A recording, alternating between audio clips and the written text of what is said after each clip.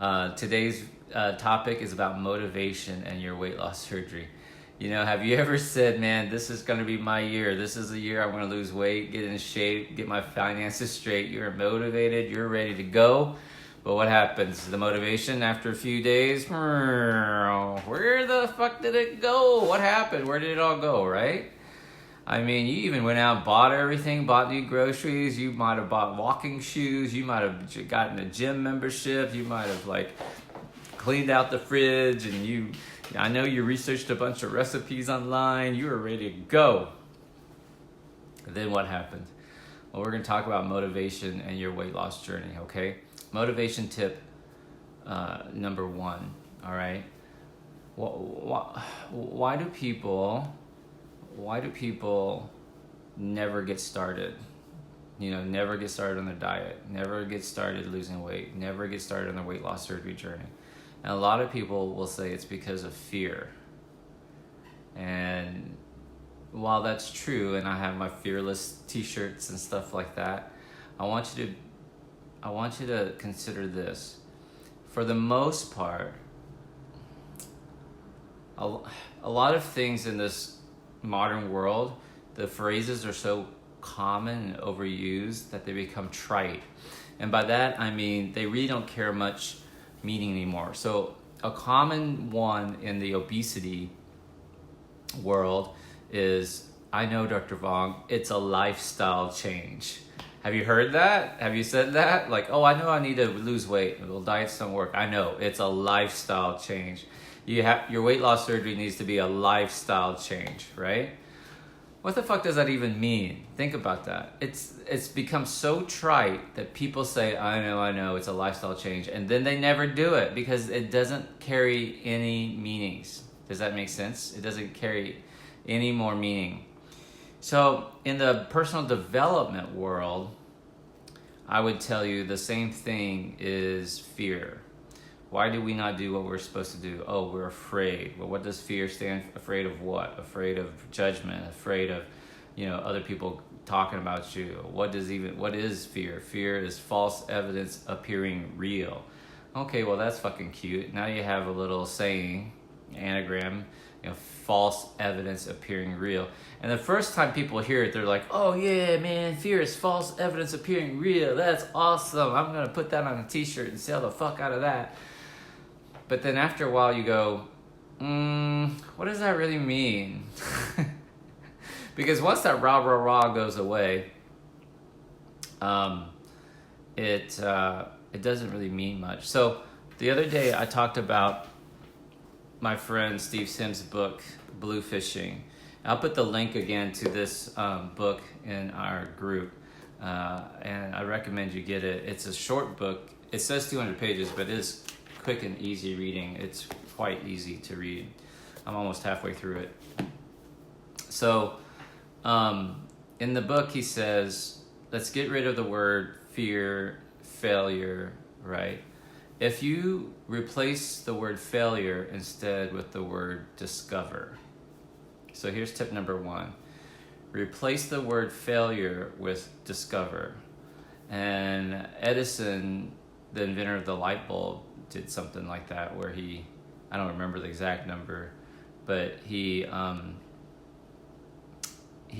failed when he was trying to discover the light bulb. It was something like 1,000 different ways where it didn't work. And somebody says, you failed 1,000 times. And Edison said, I didn't fail 1,000 times. I discovered 1,000 ways a light bulb won't work. So I want you to start discovering ways instead of failing. I failed at this. I failed at my marriage. No, you discovered 3 different ways a marriage won't work. You did not fail at cooking. You discovered a way that recipe shouldn't be made. You discovered a new combination of ingredients, okay?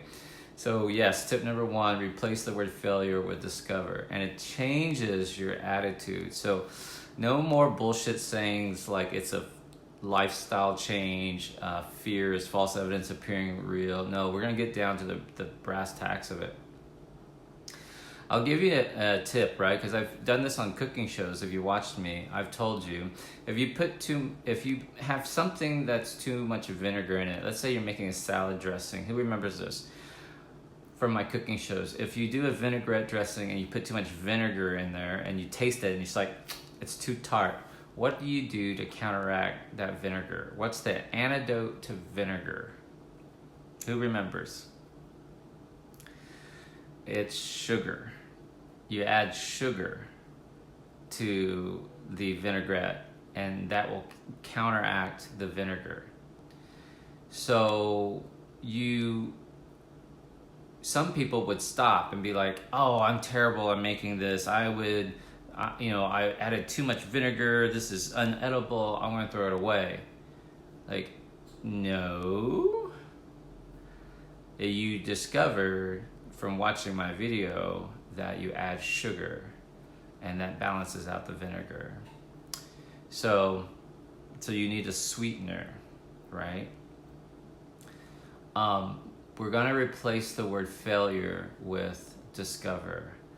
In a few weeks, we're going to talk about side hustles. And you don't have to join anything. Remember, part of this challenge is you never have to buy anything outside of this challenge. So you never have to buy any books that I recommend, any products that I recommend. You never have to buy into anybody else's side hustle, their Scentsy, their Mary Kay, their Tupperware, their Cutco knives. You don't have to buy into any of their supplements, nothing. But I will tell you that my current network marketing direct sales that I'm in is my 5th. I've discovered 4 other network marketing companies that just did not work for me. And it could have been very easy for me to say, man, this network marketing thing is a pyramid scheme. I've put in thousands. And remember, I'm Dr. V, right? So I either do it or I don't do it. So I never pussyfooted around. So if one of my friends said, hey, I'm in this network marketing company, you should join, check it out, I always signed in at the highest level, which is usually $1,000, okay? So, 4 other times I signed in at $1,000 level, 4 separate times before this 5th time where I'm like, okay, fine. So I discovered other ways I've discovered 4 ways where network marketing doesn't work. You're going to discover ways where gardening doesn't work. And the reason why you're in this challenge is here's tip number 2. You want to discover faster. Discover faster. You have to do more shit. Trust me on this. So why do you need to be in this challenge? Why do you need to sign up for masterminds? Why do you need to find a mentor? It's because you can discover faster. We're all going to fail. The only question is, how many times do you get up? Success, definition of success. Here's maybe tip number 3. Success is failure plus 1. Failure plus 1 equals success. Tip number 3. By that I mean, when you fall down, every time you fail, you fall down. The only question is not how many times did you fail, but how many times did you get up. Success means you failed but got up one more time than you failed. Does that make sense what I just said? It's failure plus 1. So success is failure plus 1. You failed every time, but you got up that one last time. And that's success. You tried every diet until you found Dr. V. I'm your plus 1, bitches. That's a t-shirt. Dr. V is I'm your plus 1. You going to the party? Make me your plus 1. Right? You tried every diet until you were like, let me try this salad plus 1. This salad, this green smoothie plus 1. No snacking, plus 1. No snacking, so simple. Water, oh my God, that's my plus 1. Does that make sense? So I just need you to keep going until you find your +1. And it might not be Dr. V. I mean, people are already asking to quit this challenge. I get it. That's fine.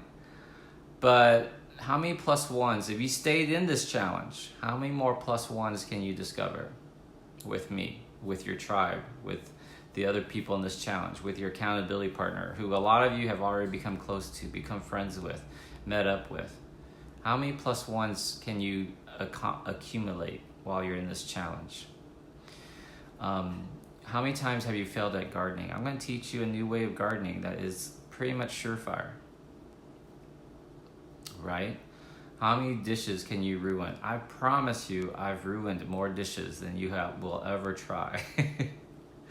I've watched more crappy YouTube videos. I mean, some of y'all are going to complain, Dr. V, this video today is 90 minutes long. Dude, do you know how many crappy videos I've watched? How many bad videos? How many free online trainings I watched just to be sold at the end, right? People sit there and say, you need to fail fast and fail forward. Now, I like that saying. It's not bad. But I'd rather you not fail at all. I'd rather you discover fast. So I guess that was tip number 2. Discover faster.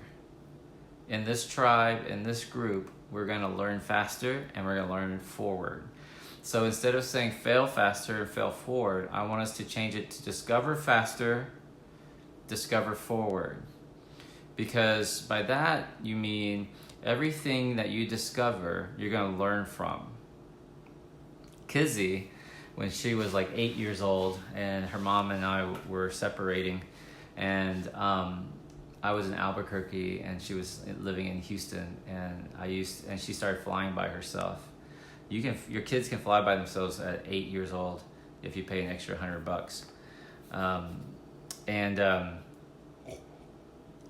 I picked her up from the airport, and she was in the back of my car, my SUV, and it was dark. She got there and it was dark outside, and we're driving home, and you know, from the mouths of babes, they say, and out of nowhere, we weren't even talking, you know, we were just driving in silence, and suddenly she says, "Daddy." I said, "What, baby?"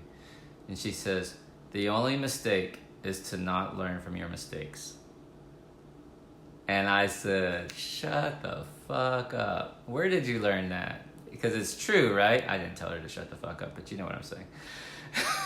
She says, "Daddy, the only mistake is to not learn from your mistakes." Well, let me ask you this. In the bariatric community, in the obese population, how many of your friends and loved ones keep making the same fucking mistakes? They keep trying the same diets. They keep going back to the same fads. They keep trying to rejoin the gym, spraining their ankles, pulling their back, hurting themselves, even though the skinny Asian tells them to not go to the gym when they're obese. How many times is your sister-in-law going to keep marrying the same dude? Right? How many times is your best friend going to keep repeating that drama with their kids? They will not learn from their mistakes. One major mistake people do is communication. They never learn from their poor communication skills. How they say things, how they use their words. Have you ever heard someone say something completely, use a wrong word, and you go, "Is that what you meant?" And they'll say something like, no, you know what I'm trying to say. You know what I'm trying to say. They're so frustrated because they're so lazy with their words. And then they wonder why everybody around them is confused and don't do what they want to do, and they can't have what they have. They can't get what, you know what I mean? Like their orders are screwed up. The people can't help. I mean, it's just a fucking mess. So I don't want you to fail often. I don't want you to fail forward. I want you to discover faster and discover forward. So in this journey, in other words, I need you to learn a lot of shit. I mean, you think this video today is boring? For the past 10 years, I listen to 10 YouTube videos a day. while being a bariatric surgeon, while being busy. I mean, I had my earbuds in all the time. If I wasn't in a meeting, I would do it between surgeries. I swear to goodness, I was listening to self-help videos between surgeries to get my mind straight, meditative, etc. So you're going to have to learn you're going to have to discover through repetition. And if we can get you to repeat faster, that's the key. Success equals failure plus 1. Success equals failure plus 1. The last thing, and I'll stop after this. Success equals failure plus 1. The next thing, last tip, number 4. Don't be afraid of change. People are like, I'm afraid to change. Change is hard. Change is difficult. Be afraid to stay the same. Be afraid that you're going to be in the same spot next month. Be afraid that a year from now, you're the same weight. You're still obese. You're still diabetic. Be afraid that 6 months from now, you still have high blood pressure. You still stuck on this plateau 6 months later. Be afraid that your marriage is still passionateless. Be afraid that you're the same person. Listen, this one. Be afraid that your circle of friends are still the same. Be very afraid that you have not upgraded your circle of friends. You have not found a mentor. You have not found someone who's been successful in your network marketing company. Be very afraid that you're doing the same stuff over and over again. Be afraid you're in the same spot. Be afraid that you have not changed. I want to talk about money real quick, and it makes a lot of people uncomfortable, but this is very, very true. You guys know that this Friday, every other Friday, you're going to get a paycheck. And even these days, you don't even get a paycheck. It just shows up into your bank account. And I'll make up a number because it's about right. Every other Friday, you're going to get $1,500 in your bank account. Right? So that's $3,000 a month. That's $36,000 a year, which means with taxes and everything, you got a $45,000 a year job, $50,000 a year job. But after taxes, FICA, blah, blah, blah, Social Security withholdings, you probably taking home between $1,500 and $1,600 every other week. Okay, $3,000 a month. Most of you guys know that $1,000 of that will be gone by Monday. So now you are going to be living off of $500 for the next 2 weeks until your next paycheck comes in. And then it repeats itself. And then it repeats itself. So for those of you on fixed incomes, it's even worse, right? If you're living on Social Security and it's $2,000 a month, guys. So you're looking at $1,000 every other week, right? Or you're trying to stretch it out, right? Or $1,500 a month, whatever it is. Here's my point though. You're in this rut. You're in this rut where you are trying to stretch out the same amount of money for the next 2 weeks. Amen? Is that true? But here's the travesty, guys. Pay attention. Here's the travesty. You've become okay with it. You've become okay with it. You've become okay with barely getting by, just keeping the lights on. A little bit extra for your kids. A little bit, maybe Friday night out. And then you've become okay with saying, you know what? We don't have to go out. We're going to have movie night in. We're going to make some popcorn. Dude, you're broke. That's all that's saying. And you're okay with it, is my point. You're okay with it. You're okay living on these scraps and this handout. and the skinny Asian says, hey, you could have this side hustle. It doesn't cost you anything. I'm going to show you how to do it for free. You won't be charged anything. And people are already like, let me cancel my subscription. Let me get out of this challenge. Too hard. I'm no good at gardening. Oh, I don't have anything to sell. I'm not a good salesman. Really? Really? The travesty isn't the fact that you don't make enough money. The real travesty is that you're okay with it. Does that make sense? You're okay with it. Dr. Vuong, what the fuck does that have to do with my obesity? Dude, you became okay with your obesity.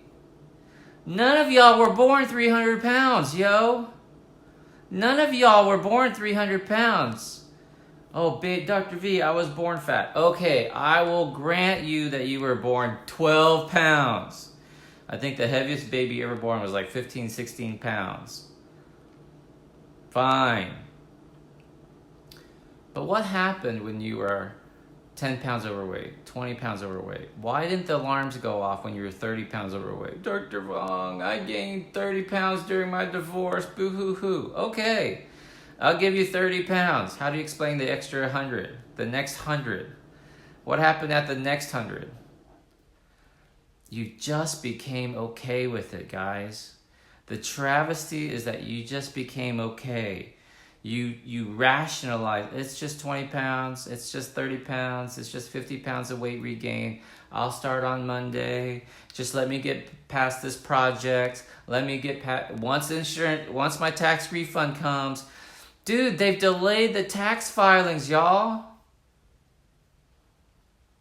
You're not getting your taxes back in March and April like you've always been counting on.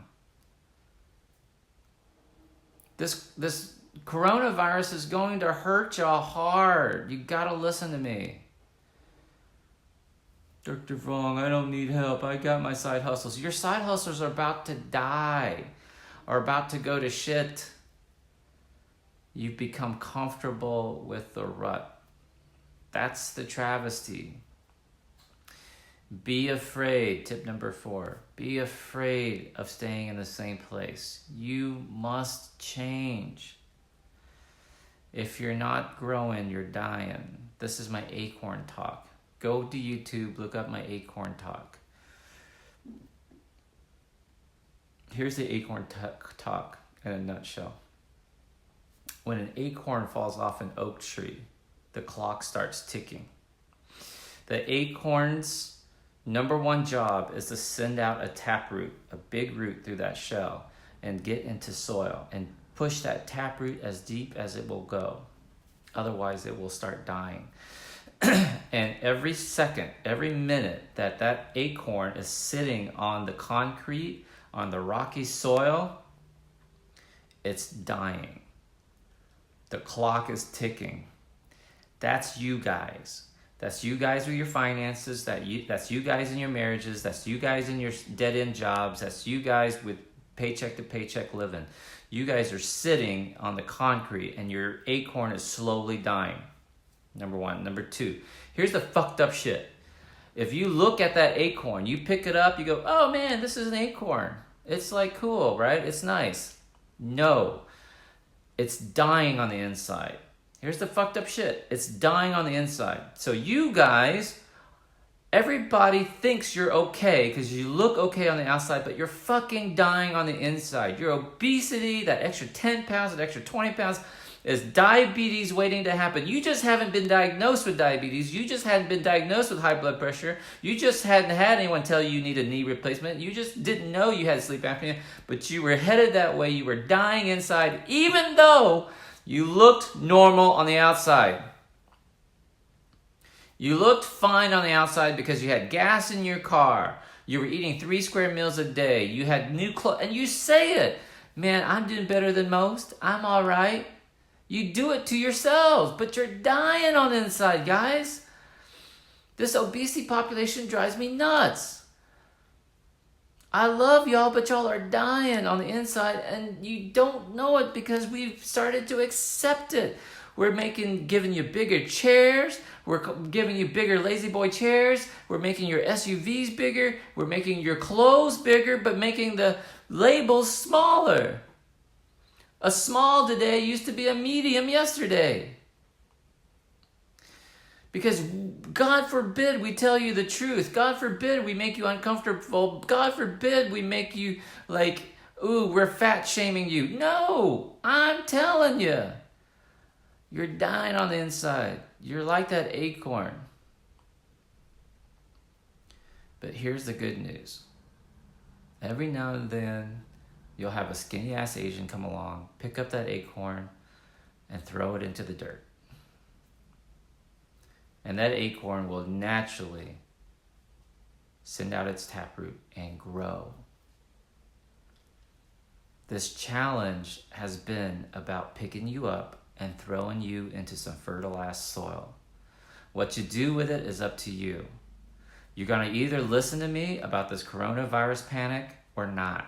You're either going to start this side hustle or you're not. You're either going to start cooking healthy or not. You're either going to start having this talk with your kids or not. You're either going to start having the talk with your husband or your wife or not. You're going to get on the same page or you're not. I promise you, you're dying on the inside.